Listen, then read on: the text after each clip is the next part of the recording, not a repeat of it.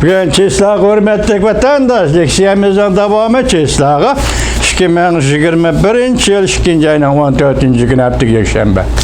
Endi yukarı haberde Aksaray'ın məsləhətçisi, bexaterlik məsləhətçisi, devlet bexaterliği məsləhətçisi Cak Salim'in nemi dedi makalada kıstırıptı. Endi bayanatının öz teksitini anlayış hürmetlik vatandaş.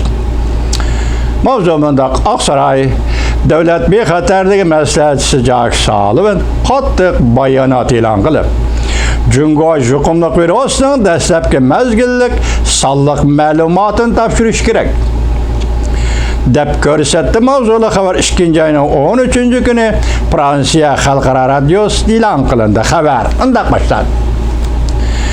Dünya Səhiyyə Təşkilatı tekshirish ömiki nəhayət zor Juqumluq Bürosu'nun mənbəyi to'g'risida pok topilmadi. 2. ayının 13.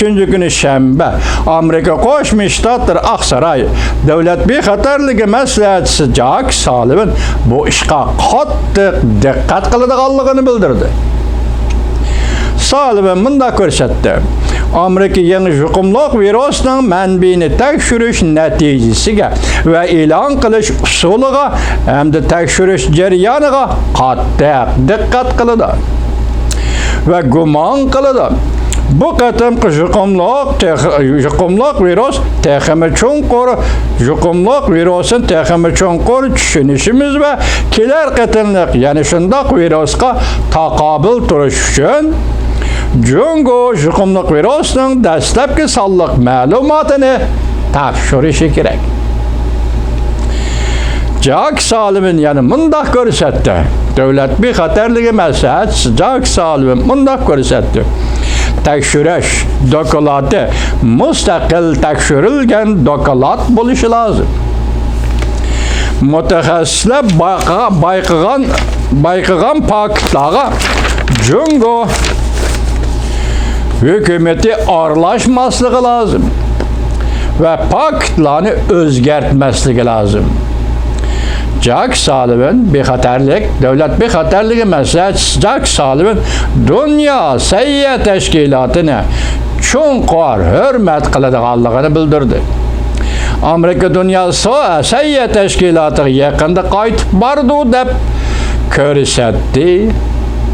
Devlet bexaterliği məsləhətçisi Cak Salim'in qaytib kelmez.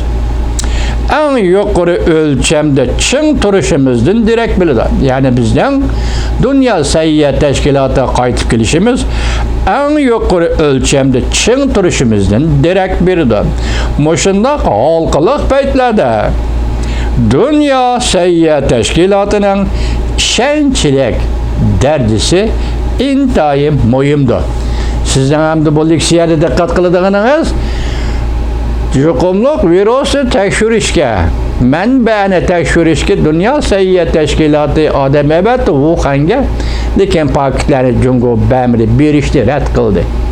Ondan so'ng Aksaray davlat bexaterligi məsləhətçisi Cak Salim'in qattiq bayonot e'lon qilib, biz bu ishga diqqat qilamiz. Jungo dastlabki mezgillik diloyani kasal tarixini topshirishing kerak dedi. Demek, işki zor mesele. Hazır tahlil qilamiz vatandaş.